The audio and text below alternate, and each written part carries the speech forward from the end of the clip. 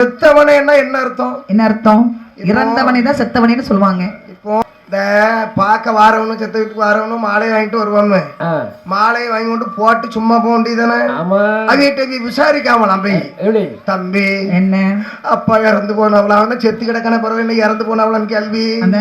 இறந்து போனவளா இவன் கிறுக்க மாதிரி பதில் சொல்லுவான். இறந்தாயா போனவ? ஆமா.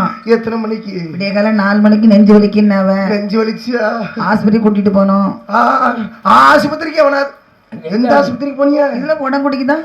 உடம்புடிக்கு அவனாவது கூட்டிட்டு போவானாப்பா. இன்னும் இருக்க தேசங்கள ஆஸ்பத்திரி கூட்டு போனா நல்லா பழச்சிருந்திருப்பாரு. உடனே பார்த்தான், சரி இப்படி சொல்ல ஆரம்பிச்சுட்டான். அடுத்த ஒருத்தன் வாரான், மாலையை போடுறான். தம்பி என்ன அப்பா இறந்து போனவள? ஆமா. எப்படி இறந்தாவும்? 4 மணிக்கு நெஞ்சு வலி என்ன ஆஸ்பத்திரி கூட்டு போனீங்க? தேசவழியை கொண்டுட்டு போனோம். போற வழியிலே உயிர். தேசவழிக்கு எவனா கூட்டு போவானா? என்ன இருக்க உடம்புடியில 2 ஊசி போடுவார் ஒரு டாக்டர். நல்லா தேய்ச்சி விடுவாரு. அந்த நர்ஸ் பிள்ளை அழகா தேய்ச்சி விடுவாங்க ஊசியை போட்டு. அங்க கூட்டு போனா தேய்க்கிறதுனே சோமா இருக்குமா அவருக்கு? அதான் இப்படி சொன்னா அப்படி சொல்றான். 3வது ஒருத்தன் வாரான், மாலையை போடுறான். தம்பி என்ன அப்பா இறந்து போனாவளா? ஐயா ஆமா. என்ன செஞ்சிச்சு? விடிய காலம் 4 மணிக்கு நெஞ்சு வலிக்குன்னாவ. உடம்புடி கொண்டு போன முடியாதுன்னாவ. அந்த ஆளை திசை வழியை கொண்டு போன. ஆஸ்பத்திரிக்கு அவனா கூட்டு போவானா? ஏன் நல்ல அறிவுள்ளவே என்ன செஞ்சிருப்பான்? வீட்டிலே இருந்தா நிம்மதியா சேர்த்திருப்பாரு. முடியாதுன்னு பிறகு வீட்டுக்கு கொண்டு வந்துருக்க வேண்டியதானே? 5வதா ஒருத்தன் வாரான், மாலையை போட்டான்.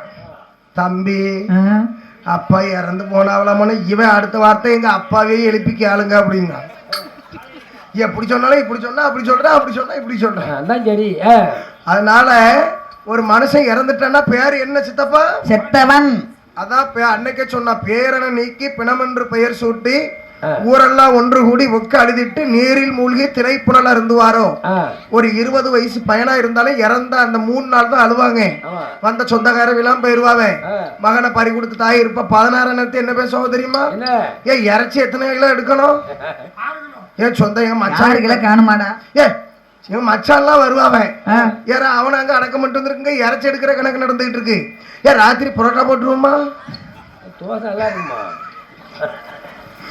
ஒரு மனுஷன் இருக்கிற வத்த மரியாதை அது தெரியாம தலகணத்திலயும் ஆணவத்திலையும் ஒரு பாருங்க இருந்து நல்ல பேரை வாங்கிட்டு போனோம். ஆமா.